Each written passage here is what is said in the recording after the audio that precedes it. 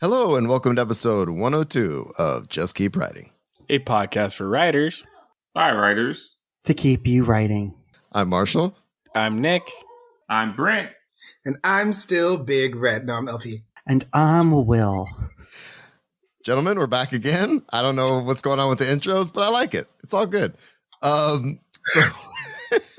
right, we're back. We're going to talk about Charle Jane Anders section 3 again, because something happened last time we got to one section and that was the whole episode. So we're going to revisit it here pretty soon. But before we get to that, just a quick reminder, if you want to help support the show, please reach out to us. Give us $1 or $2 an episode. Patreon.com/justkeepwriting and give us $1 or $2 and help us out. It'd be awesome. So before we get to all of that, we've got some announcements from our people. So I'm going to just go around the horn. Let's start with you, Brent. What you got going on, buddy? Yeah. Okay. So for me, an update on the novella release.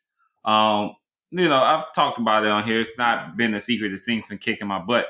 But working with Dave is super gracious, super understanding, and we talked about what was needed, and so it's coming out later. It's coming out February 28th of next year. But so here's the cool stuff about that. Like at first I had a little anxiety freak out, blah, blah, blah, but it's actually kind of cool. So now it gets to come out during Black History Month, which is awesome. Right. Also, February 28th is my mom's birthday. So my mom was always one of those people who really, she didn't understand the weird shit I liked, but she always indulged it anyway. She was always the one that no matter how crazy she thought it was, she never told me no when I wanted an Animorphs book. She never told me no when I wanted to get a Goosebumps book. So, she never told me no when I wanted to get a comic book. So having it come out on her birthday is actually really kind of cool. So I think this is a universe way of telling me, stop tripping. This is going to be nice. So. That's awesome. Yeah. And we're all excited about it. Whatever the hell it comes, we're all excited about it. No, I can't wait. Oh, that's so sweet, Brent. That's awesome. I love that. Yeah. So it kind of, it was kind of like a cool little moment. So I'll take it. Nice. What about you, LP? What you got going on? Well, I did my eligibility post yesterday because apparently I had time. And so I'm just going to go through the things that I'd like to be nominated for. So one is Wanderlust, which showed up in Anathema in August. Sci-fi rom-com multiversal about Black men trying not to fall in love and doing it anyway.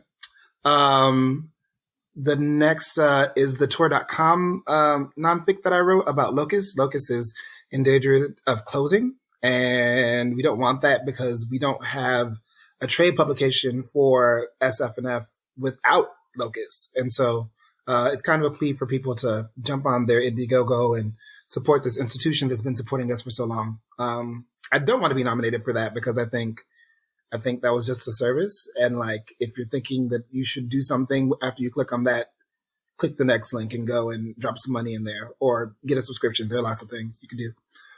Today, Voodoo Knots presents Reliving Mythology came out, which is super, super exciting.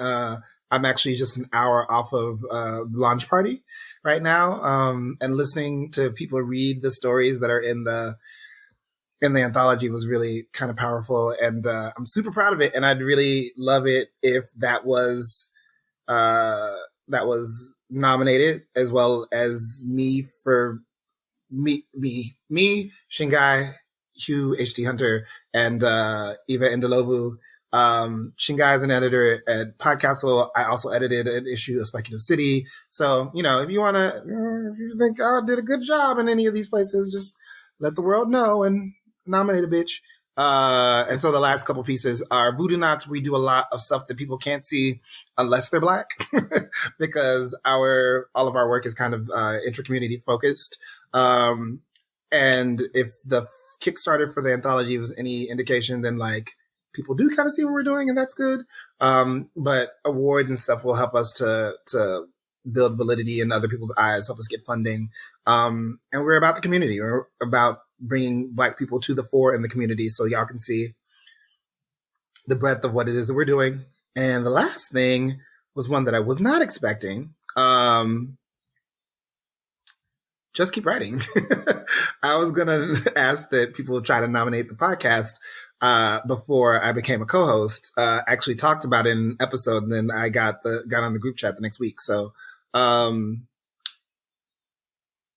outside looking in, this podcast has a community that is vibrant, that checks on all of the episodes and is like kind of fervent. They swap manuscripts and like read books together, and like it's really going down. This podcast is a podcast, but like it's created a community around itself, which I think is really powerful. And everyone can't do that.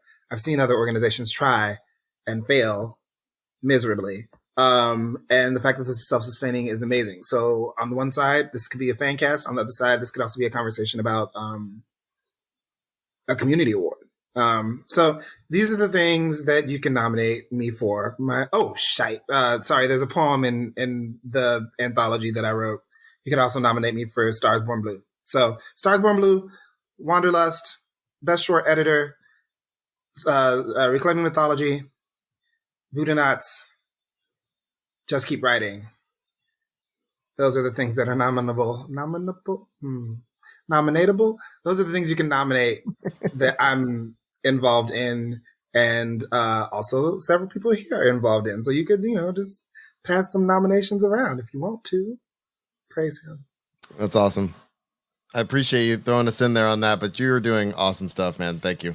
Oh, good luck on all that. It's awesome. Like joining this podcast. I know. Which we love. And I think I wrote most of that stuff down. If not, I'll link to LP's Twitter, that post specifically. And you can check all that stuff out for sure in the show notes. Okay, Will, I'm going back to you.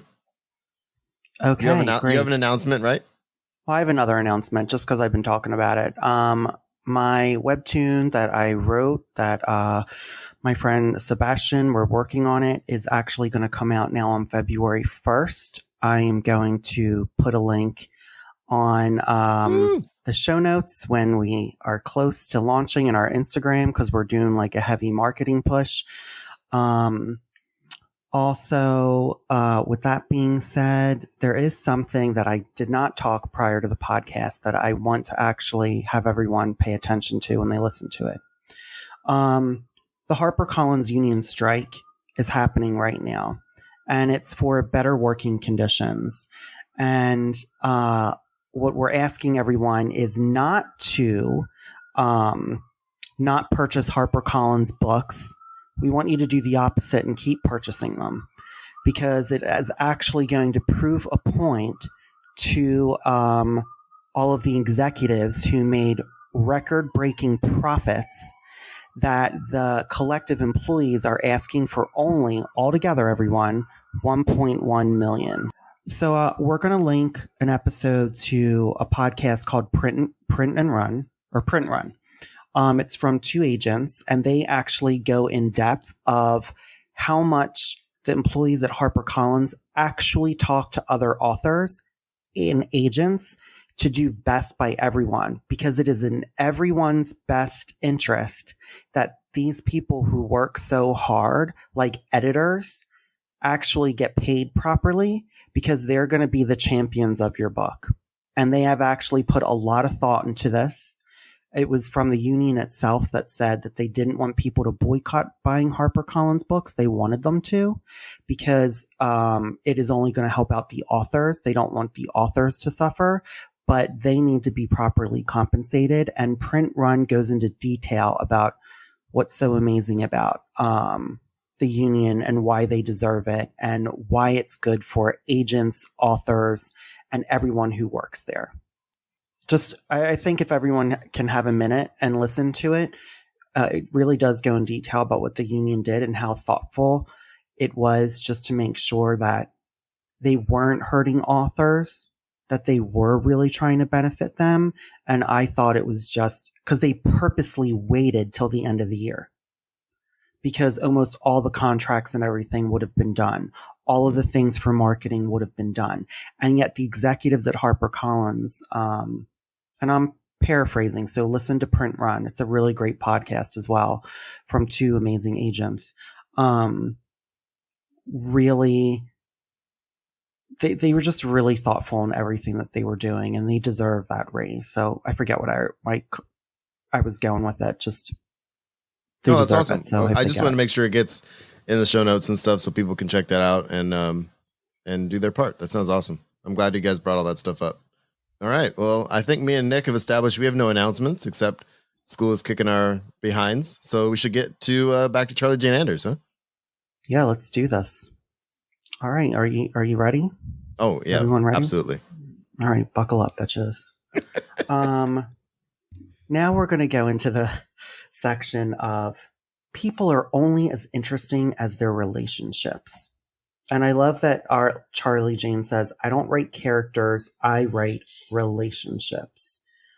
And throughout the book, she talks about so many different kinds of relationships. So my first question is, what are the best relationships that you feel like each of you write? And I'm going to start off with LP. I think I'm pretty sure that I write intimate relationships best, and when I say that, I write people who are familiar with each other, but that doesn't necessarily mean that like I write families well, but I also write intimate partners well, even if it's like the first time after a one-time hookup, when a one-night stand turns into a second night, right? So like, I guess what I'm saying is like, I write intimacy well between two characters. I've never tried to write small talk because I don't see the point in small talk. I don't know if it like holds any like dialogue merit, but I don't know. I think, yeah, intimacy. I write intimacy best. Amazing. Marshall, what about you? Actually, I think it's funny what LP just said about small talk. I feel like I had to write a scene with small talk today in my work in progress, which not really small talk, but they were kind of killing time. But I think the relationships I've been really focusing on in a couple of short stories and in my current work are like the family relationships, mostly found family. And I wrote a short story about a father-son relationship. I'm not gonna go out on a limb and say I'm writing it well, but I feel like I'm getting the emotional beats pretty good for the most part because I'm a father and have a family and stuff like that. And that's kind of a big part of my life right now. So yeah, that's kind of what I'm focusing on right now. Found family is a big one for me because I really like, I don't know, like you guys. I mean, I really think a lot of my friendships and I want to hold on to those things, but also I like the idea of people coming together for a common cause and they have to lean on each other, and that's the family that they have. So that's what I like. Awesome. Brent, same question. What type of relationships do you think you write the best? I think I write the ones where there's some fundamental disagreements, but they have immense respect for each other. Like the Charles Xavier and Magnetos of the world. Those are like, I think I write those kind of relationships well. And I think the reason I do that is because being a Libra, I'm constantly doing that with myself about everything. So it's always like, well, wait, did you consider this? Like, oh, well, think about their point of view. Like, well, shit. So because that, that comes natural to me because it's something I do with myself about any stance I take about something. I can't help but to consider like, oh, well, where are they coming from? Or like, what's their perspective? So it's easy for me to, I think, to write characters that challenge each other, but still maintain some level of respect for one another. So antagonistic, but intellectually can't talk. So. Okay. And Nick, what do you feel like the relationships you write best? Ooh, that's hard. Man. Trying to figure out how to word it. Because, I'm so famous for saying the right words the first time. I mean, correct my verbiage on this one. The only thing I can think of is like, yeah, what Marshall's saying in the text, buddies, like heterosexual, like relationships, Bromances. Yeah, bromances. There we go. Bromances. I don't know. That was so hard. Yes, bromances are really fun. Okay. So looking at all those answers, I want to ask you all a question. And the first one is, how do you figure out which relationships to focus on?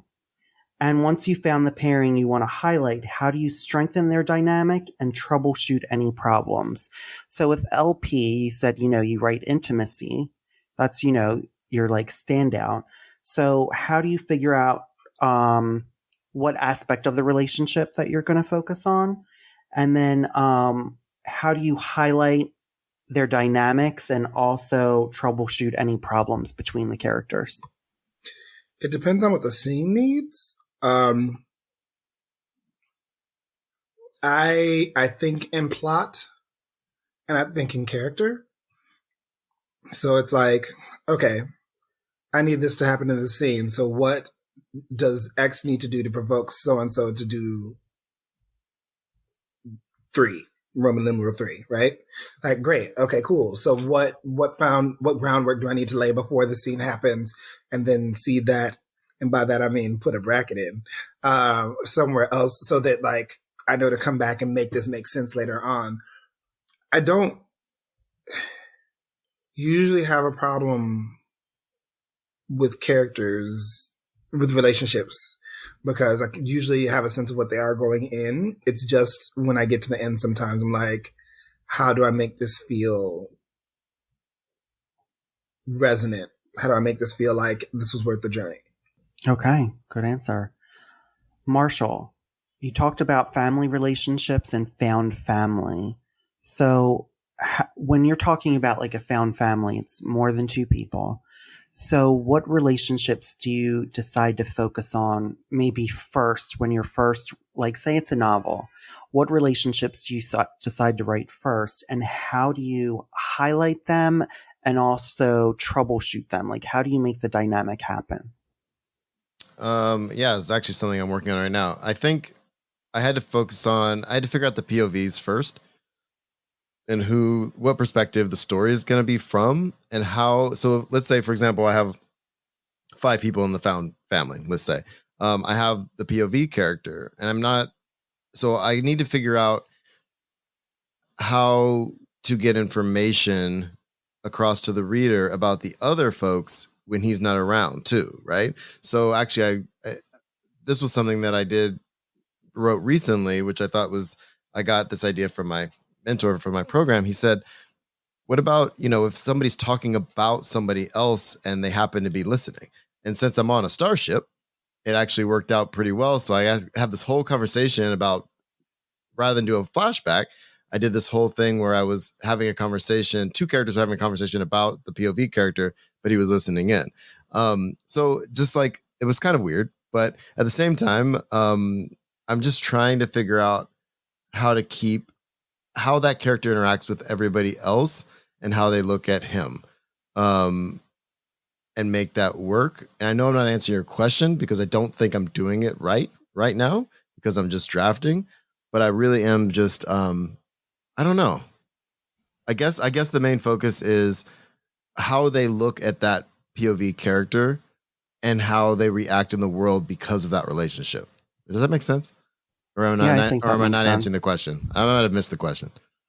No, I also think, you're also thinking out loud of something that you're writing right now, which is good. This is what the conversation kind of, we want to move towards, because other people, when they listen to the podcast, are probably going to ask themselves the same question. So this is good that, you're in process, you're in your draft, you're asking these questions. So yeah, I think that totally answers it. Brent, fundamental disagreements, but immense respect. You mentioned Professor X and Magneto. Yeah. So how do you decide to focus on those disagreements without it becoming, we'll just use this as an example, left versus right, or again, Professor X, Magneto. You know, how do you balance that out? That strengthens the characters and the dynamic of the two characters, but also how can you troubleshoot problems? So I think a great example of how to do this properly. Before I give the example, the thing I always keep in mind is if you let both of them walk away from the discussion still standing tall, like you don't want to make it. If you really want, I think if you really want to pull off that kind of dynamic, both people have to still leave the interaction having gotten their point across, but neither one having backed down. Like, and so the example I'm going to provide is when Annalise Keating and Olivia Pope went the fuck off on each other. That is a classic example of two characters who have a fundamental disagreement, and they both walk away from the interaction having read the fuck out of each other, but both are still mostly intact. Like, they're still like, you can't really, and the reason I think that that particular interaction works so well is that you can't really say either one won, but both of them definitely threw some fucking hands. Like they. So if you've never looked that up, I encourage you to look it up. That is one of the like most hardcore scenes of dialogue, I think, where two people dress each other down and they both still walk away from the interaction still being strong characters that you respect. And that they had to respect each other at the end of it. Like they still, you know, they let each other know, like, I see you. and but they still walked away from the interaction intact. So I think that to me is, if I'm going to write that kind of dynamic, I want to make sure that neither character gets really too much on top of the other. And you know, and that's kind of my, like, I guess my always like something I keep in mind when trying to go into one of those interactions. You I know, rewatched that last week. yeah, I saw that. That one's good. I want to talk about that though for a minute, Brent, Yeah. because I think that is a credit to the writers Mm-hmm. because they knew the core of those characters so well that I feel like as like when you're writing, and you tell me this like in your own work, do you feel when you're writing things like that you have like sat with these characters for a long time for that to be happening? Or do you feel like it's happening naturally because of the way the story's flowing? A little bit of both. And I'm sure people are sick of me saying this, but I'm definitely a world builder. That's my that's why I have fun. That's why one of the things I love the most about this process. So I do really, and part of world building is character work, is like sitting there and being like, sometimes asking stupid questions, sometimes asking, the deeper questions of these characters and figuring that out. But also too, I think in a lot of my work, when I have that kind of dynamic, I'm talking to myself. So a lot of it is like, it's a projection of a debate I've had with myself in my head, or a debate I've imagined myself having with someone that I disagree with, right? So it's a little bit of both, because and I think that's why it's usually the kind of relationship I find the easiest to write, is because it is so often a projection of things I've already like ransacked in my head and like kind of thought about. Now, what I have to end up doing is that I have to filter it through the character. So for instance, in The Necessary Chaos, there's a scene where the two main characters, they are both trying to shade one another about who they work for, or like their philosophies, without really coming flat out and saying it. So, and this isn't a spoiler, so I can, tell this. So they're at this beach, and they're on one of their like fake vacations or whatever.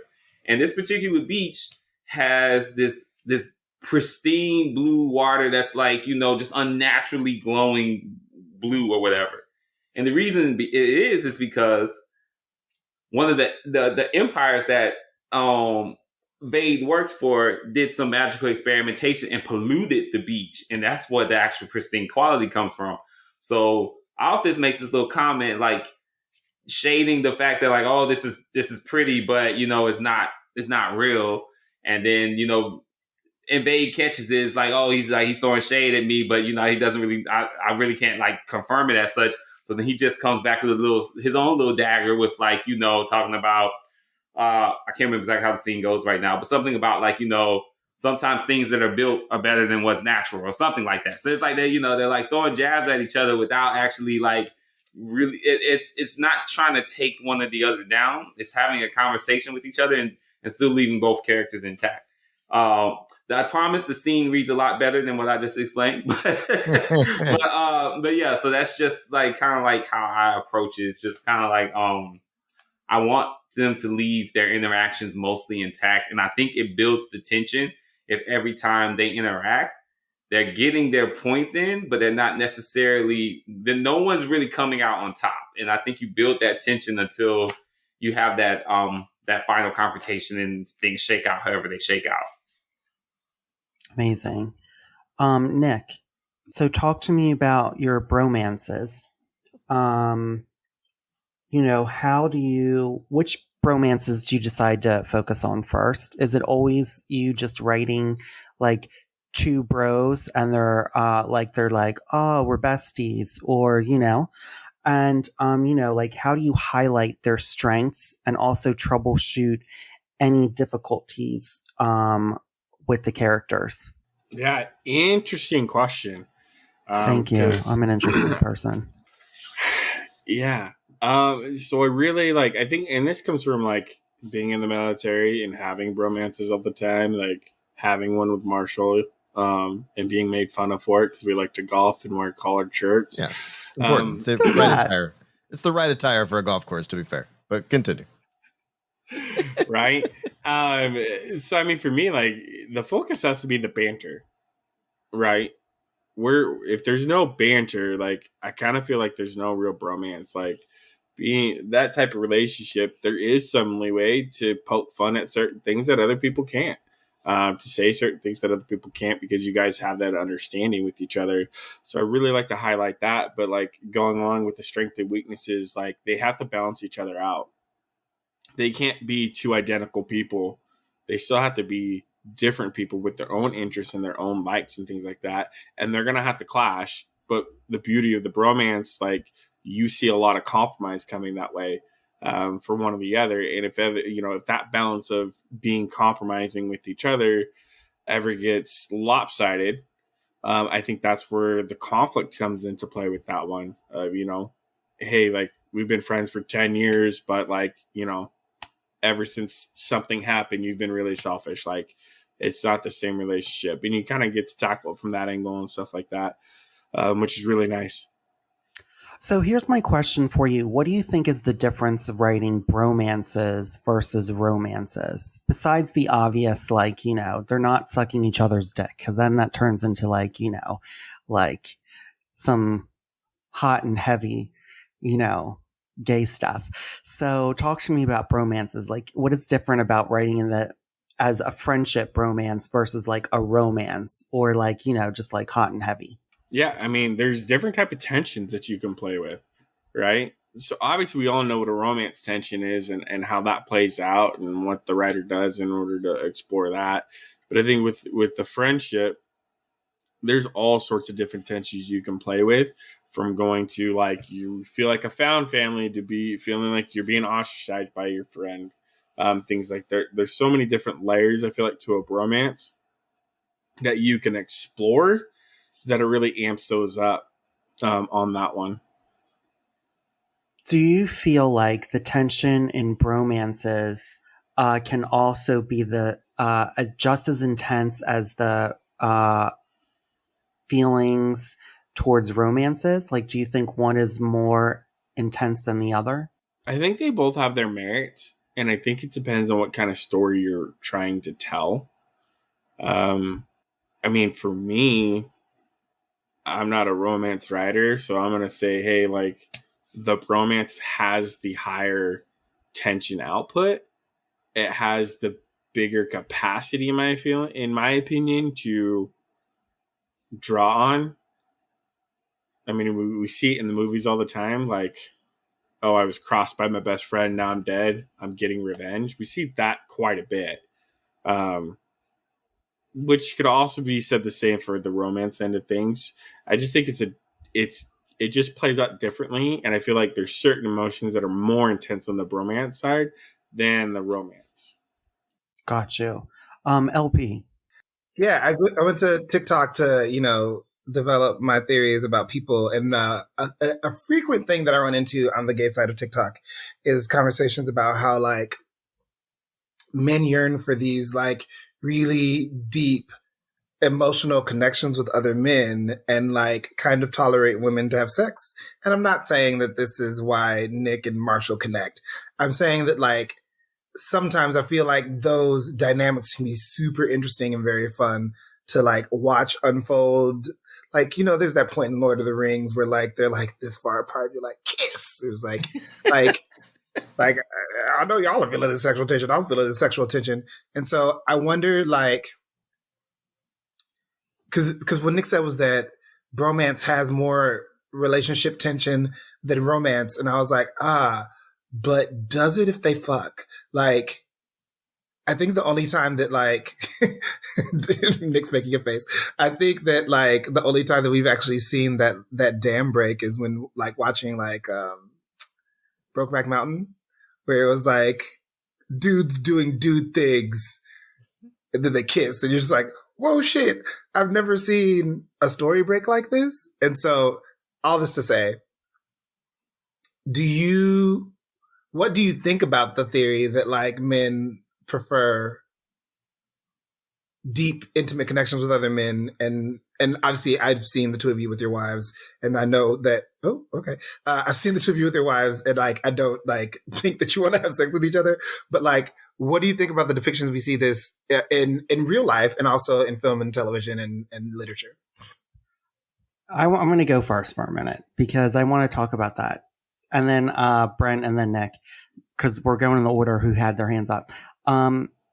Personally, I think with, like, my straight guy friends, we still like doing, like, me and Sebastian were talking about this the other day. We're like, no, we need to have, like, a boys' weekend where we go away and we're, like, watching anime or we're going to a convention. And, like, I feel like it's more like you get to have that bond and it's just pure fun. There's no pretense of, for me, I'm going to say just this for me as someone who's a gay male, there's no pretense of, like, sex or crushes or are we going to get together? Like, it's really just like, I'm hanging out with my boy. We're going to have lots of fun and do boy things. And no one has to tell us, like, why are you watching that? Or, like, what are you doing? Or anything else like that. So that's what I kind of think of about bromances, because, like, I love, or it's like when I'm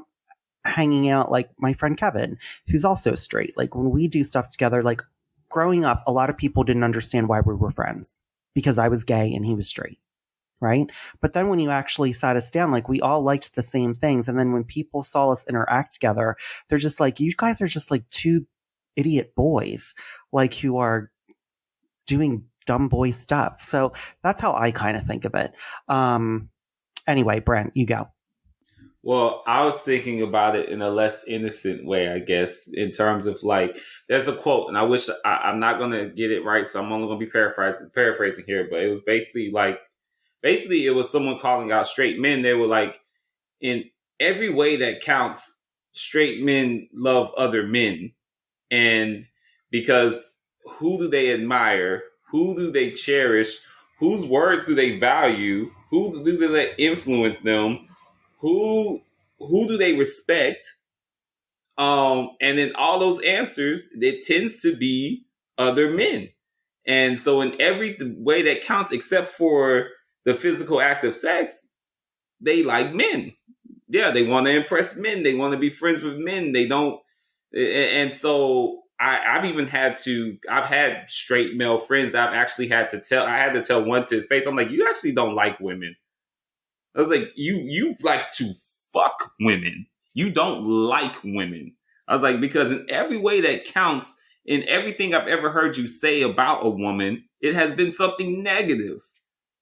and then also too, I think about, to bring it back to bromances, look at how sometimes bromances get written in these comedy movies, and how the girlfriends involved in these bromances get written. They often get written as harpies for demanding the most basic of fucking communication. They get written off as being, oh, she's such a bitch because she wants me to actually go out with her and have a drink and not spend 5 days out the week with my bro. Like, so I think that there's room for interesting, I think, growth in terms of how romances are written, and there could be some real examinations of like how these relationships can actually be depicted in a healthier way, because I do think men absolutely need those relationships, and they need them to be, for their emotional health and mental health and well-being. I think just the way that they get depicted now, especially in media, it comes at the expense of women sometimes. Well, a lot of the times, I think. Nick, do you want to go before I talk again? I would like to speak too. Okay, Wow. I didn't see your hand up. LP, way to ask a question that everyone has a thought on here. I think what Will and Brent just said are super interesting. And I agree that there are some men out there that genuinely just don't like women, save for the sexual factor, which is hard because it's like, well, why don't you, right? I think there's like, well, let me make sure I'm answering this right. LP, what is the original question? I'm just curious what you think about that theory, because like I've seen it at work. I've seen there's some YouTubers that I follow, and one of them has a girlfriend, and they both like purport to not be like not straight. Like I'm not 100% straight, but they do a lot of queer baiting, and they like do that thing. But the one is so mad about the other one's girlfriend until the prospect of them having a threesome comes up. And he's like, wait, well, I really like her. It was like, oh, this is weird. So I'm just curious, like, what you think about that theory, and like if and how that shows up in your writing, because you said that the relationships you write best are romances. Yeah, well, I mean, I think it's a great theory, and I think there's some truth in that theory. I think the relationship between two men, for that matter, is easier emotionally than having a relationship with a woman, because there's a whole lot of different things that you can add into that, right? A little bit more complex on certain things, but when it comes to the communication piece, I could go to one of my straight friends in my guy group that I hang out with it regularly, and I can be like, dude, I feel X way, and all of them will just be like, been there. That is the end of the conversation. Like, that's how we connect. It's a weird thing, because I've got you four where we're on a whole nother level about talking about emotions and dissecting it and like figuring it out. With them, it's just different. It is. There's an understanding there that I don't have to talk to, and I feel like in relationships with women, and like you have to work on your communication piece. You have to be in a place where you are comfortable expressing how you feel and not being attacked for how you feel and expressing your feelings. To Brent's point too, we demonize women in these types of movies of being unreasonable people that ask too much and we just can't do it. But at the same time, like, there is a little bit of truth in there. Like, and I've seen it in my friends' relationships where like their wives want them to open up, and then as soon as they open up, they get attacked for feeling that way, because their wife goes on the defensive at that point. And that's a communication breakdown to me. So I think, to answer your question here, like, yes, I think the theories have some point. I think if you look at the communication pieces on how people communicate respectfully to their spouse versus their friends, I think that's where we could really dig deeper on this one. Marshall. I'll keep it short. I just wanted to go back to what you were saying, Will, because I think that part, I know for me, the time I have with my buddies, like whether it be go to play golf or like you said, like there's some freedom in the fact of like, we're just going to go hang out and be dudes and do the thing and hang out for a while and not have to worry about.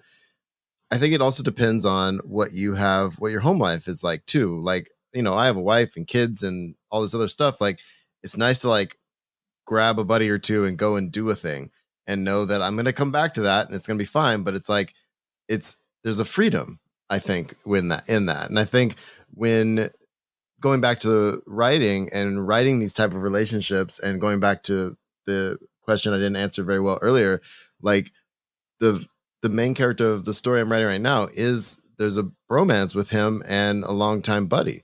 And it's that's the kind of the core of the found family. And when that communication breaks down, or when other people come into the picture, or they're all stressed out, like those are the kind of things I think we focus on that make those relationships interesting in our writing, right? And they make them realistic too, right? Because if I'm out hanging out with a buddy and, unexpectedly my wife shows up, that changed the dynamic. I love my wife, but that wasn't the plan of the story of the day. You know what I'm saying? Like, that's a bad example. Hopefully my wife doesn't listen to this, but but you kind of get what I'm saying, right? I just wanted to say, like, there is a freedom in that, and those relationships are important, for sure. Yeah, I want to touch upon what Brent said real quick. I think he's right in everything that he said about the way that men want the respect of men, and then and the way it's misogyny, right? I think when the question was brought up, I think I'm really lucky. I think I have wonderful straight men in my life, and probably because I don't have to hang out with men like that anymore, who are like that. When I was a kid or in school, I had no choice but to be around that, and that grossed me out. And I didn't have a lot of guy friends at all, actually. But in my adult life, I have tons of straight guy friends, and it feels fun and nice. And I think the biggest thing too, and Marshall, I mean, all of you guys could probably answer this. Sometimes it just makes you feel like a kid again when you're just going outside playing and you're just with your friends and you're just being stupid, and just having a good time. And there's no feelings or sexual tension, because it is different, I think, when you're a gay male and you have a crush on someone else, then that just changes the whole entire dynamic of it. There's all these feelings come in, and oh my gosh. Anyway, we'll move on to the next chapter, but I personally think we need to have a whole entire episode on romances. Well, and I agree with you. And like, I love, and I'm sorry, I'm dragging this out just for a hair longer. Because you're right. There is a silliness to it that is freeing and hilariously fun. Like, Nick and I rode scooters at San Diego Comic-Con, like downtown, in the gas lamp. And that was fun as hell. You and I ran around New York with my kids, and it was just a blast. We went to the freaking toy store and just had a great time. And that kind of stuff is fun. And I think that's really important. So I think you said it really, really well, Will, and you're like, we can just be stupid. Yeah. Literally, like, I've had so much fun throwing rocks in holes and talking about poop and sex with a bunch of guys. Like, sounds like the dumbest conversation. It was a 3-day conversation, guys. Like, no other expectations other than that. And we threw rocks in holes at Lake Powell on a boat. Not like, the case. This is the straight guys. Like, like, we get to do stupid things, and there's no expectation to do anything else but stupid things. It's great. Well, this is what I want to touch upon on the next episode. So on the next bromance episode that we have in the new year for LP and Brent. Sounds like the first of many bromance episodes. I know. With your straight friends who you have a bromance with, or that you're really tight, like, what I want to ask is, like, is it that freeing for you? We don't have to answer that today, but that's something I think we could touch upon. And what's the difference between, like, two gay males, even if you're not attracted to them and like, you're just not into them like that. But, like, is there this? I mean, we can answer it now too. Is there, like, do some relationship episodes? So like, okay, my best friend group, it's me, another gay guy, a straight guy, and a lesbian. The four of us, like, we spend all our fucking time talking. We spend all our time together. We, that's who I'm always out with. That's who I'm always in the group chat with. So With my straight best friend, it is actually so his brother's gay. So he's had his whole journey with that, and learning to accept his brother and love his brother, and just they have like the best fucking relationship, and they are like the two best brothers I've ever seen. But he had to learn that, and I think with me it's like, I don't know, with him it's just like there's no attraction whatsoever. Like but we can be honest with each other about stuff. Like I can ask him questions about like, being a straight man. I'm like, well, why the fuck y'all do that? All right, like he can ask me questions. He'll be like, well, why do gay guys do this? Or is this something? Or we'll joke. We can joke about the differences and the things that we do, and like, how we both have this joke that like everyone thinks I'm straight and everyone thinks he's gay.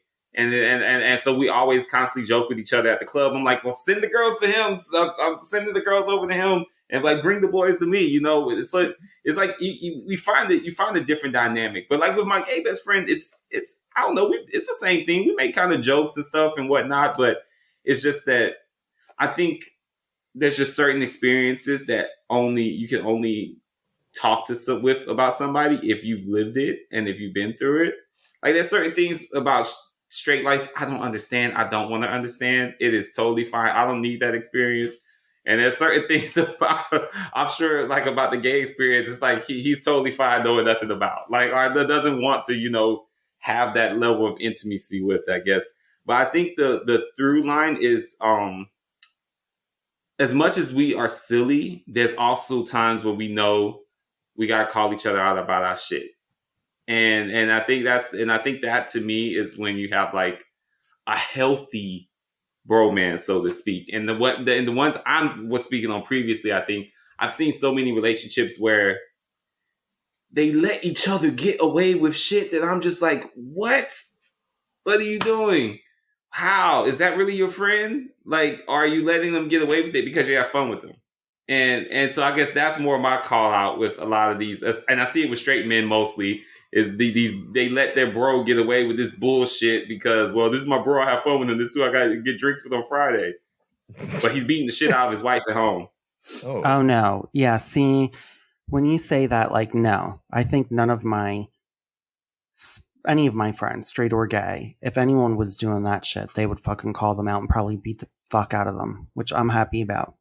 Yeah, well, I lots of stories we could do for this next one. Yeah, there's a lot we can talk about. And I don't think anybody in here has those kind of relationships. I'm just speaking more so in No. space. Yeah, there's a time and place for violence. Yeah, that is true. When next they cheat on Will. you.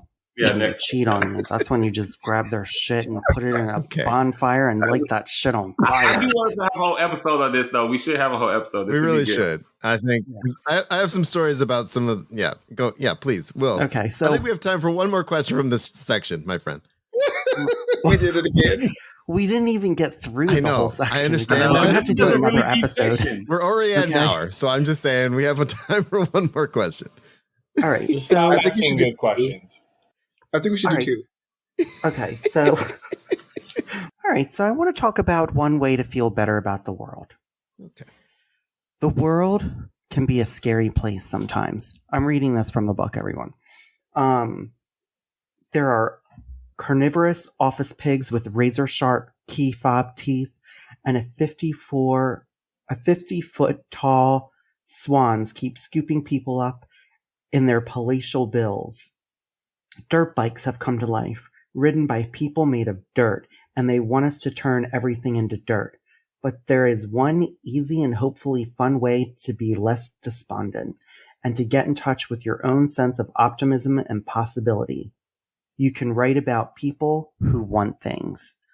So my question is, for all of you, what do you write about when you are feeling despondent with the world? How do you connect with your optimism? How do you connect to your characters who are trying to fight for a better world? And we will start with the illustrious LP Kindred. Oh my God, I'm so glad you saw my luster.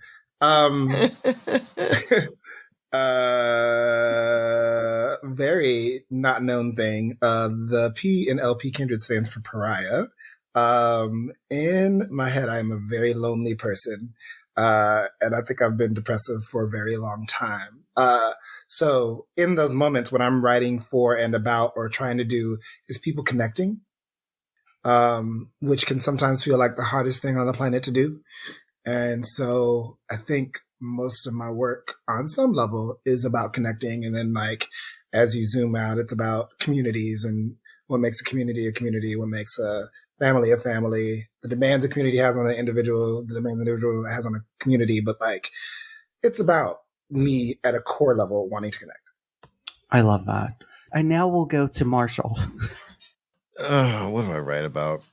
So the question is, one more time. The question is when, life is just getting you down. There's, maybe like, velociraptors on your tail.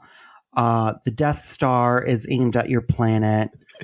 You have a fascist government that's ready to take power for 2024.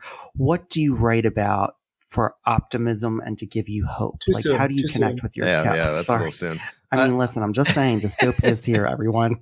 I did say buckle up, bitches, when I started. Yeah, you did. To be fair, you did. I typically write things very much like Star Wars, like little guy, someone who feels like he can't make a difference, but really wants to, frustrated with the world around him in some way, shape, or form, and kicks ass. That's what I like to write about. I like to write about people who so when I get frustrated, it's a lot of times it's stuff that I can't do much about. And I like to write about people that are able to do something about the bullshit that's going on around them. So that's me. I love that. Brent, same question.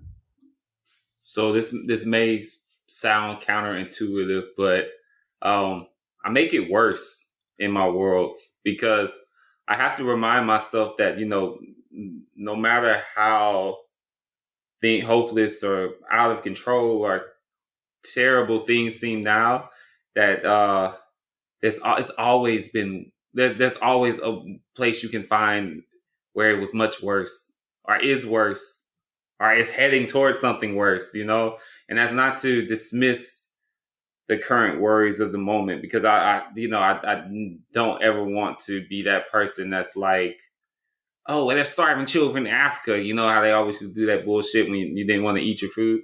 So I never want to be that person, but I do think it's important to understand that that it has been worse and people have fought through it. So if I'm worried about, I don't know, if I'm worried about now I can't get out my head now that you say that fascist government in 2024 taking over. Well, I'm going to imagine if that fascist government had the power to summon demons and had a little army on their side or something. I don't know, wild example, but I'm just saying make it worse. That's what I do, because if I can imagine worse and still have someone work their way through it, then maybe I can work through it too, and maybe someone else can work through it too. Yeah, I love that. Nikki, what do you how do you connect to your characters when life is just, Jaws is after you when you're in the water. Sharks are swimming around you. The man of war, they're jellyfishes that sting you. Like, what do you write about? How do you connect to the character to give you optimism? I kill it. I kill things. Like, if I'm being honest, go in and kill it. I have this theory, right? I believe in ghosts and demons and all that other stuff, and it scares me because you can't kill it. You can't, I can't go and kill a demon right now. I can't go kill a ghost. That scares me. But if I can kill it, that's not scary anymore. It means I gotta have a chance. I got a fighting chance at that. So, when I, frustration levels hit a certain point, I go and I kill things or people or... In writing, you mean? Because don't your incriminate characters, yourself. right? Your characters, right, Nick? Please say that. Yeah, please clarify. Yeah, because now you're starting to sound like a serial killer. Let the Here we go, single white male. My characters kill people for me. They just happen to be named Nick. No, really, like I do. Like I watched a document. Like, not to take this on even longer, I just watched a documentary about a missing soldier out of Fort Hood and how poorly that was handled, and all like it dove into a lot of the sexual assault cases in the military and how those are handled. You know, it really got me thinking, and like I started plotting another book on like killing someone that was taking advantage of people like that.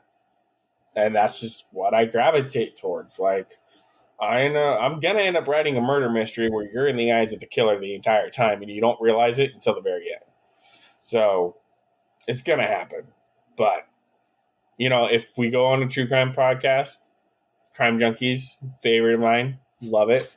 He just said we are going to be a true crime show now, because if you suddenly get indicted for murder... Oh, yeah, we're going to be So part what of I'm it. hearing is, Should I edit What I'm out the part hearing where he is- said he goes and kills people or not? Because that's No, keep it in. I mean, Oh, no, I it's want to staying see in. I where just it goes. Let's see where I'm the just rabbit hole saying, goes. we want to Mhm. crosstalk with other podcasts. We might as well crosstalk with the famous one like Crime Junkies. I mean, that's Just a hell of a way to get happens- to.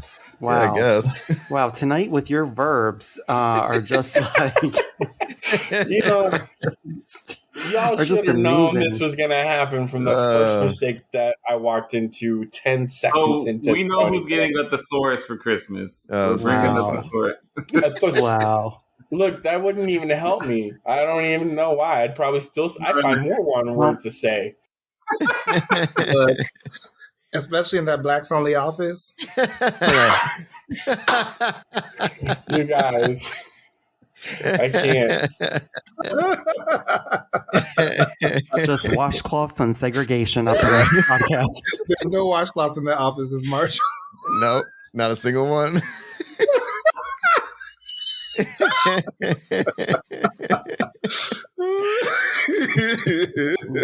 Well, Too many Let's inside bring- jokes for the end of an episode, I think. Just for the podcast to know, Marshall is the only one of us who doesn't use a washcloth. Well, not on my body. I think I used one to dust this office. We're gonna have to like create a dictionary of like just keep writing inside jokes so people know what the hell we're talking about. That's not exactly. an inside joke. That's just a fact. This is my Yeah, dusting that's cloth. all Washcloth. right. Boop. I dust my Yeah, office that's with one. this washcloth. That's a chamois. It's a fucking chamois. Touche. Well, Can't take you anywhere. I'm disgusted. All right. on this episode of Just Keep Writing, we finished section 3 of Your Feelings Are Valid. Ooh, it only took a whole lifetime. It took 3 restarts. Stay tuned for the multi-layered, multiple episode about bromances. And this has been Just Keep Writing, a podcast for writers, by writers, to keep you writing. You can find us at justkeepwriting.org. Follow us on Facebook, Twitter, Instagram, and YouTube. Feel free to reach out to any of us on our social medias, and please jump in our Just Keep Writing Discord channel. Links to all of that is in the show notes. Lastly, please support our show by going to patreon.com/justkeepwriting. We offer daily writing prompts, early access to podcast episodes, and much more. Thanks for listening, and just keep writing.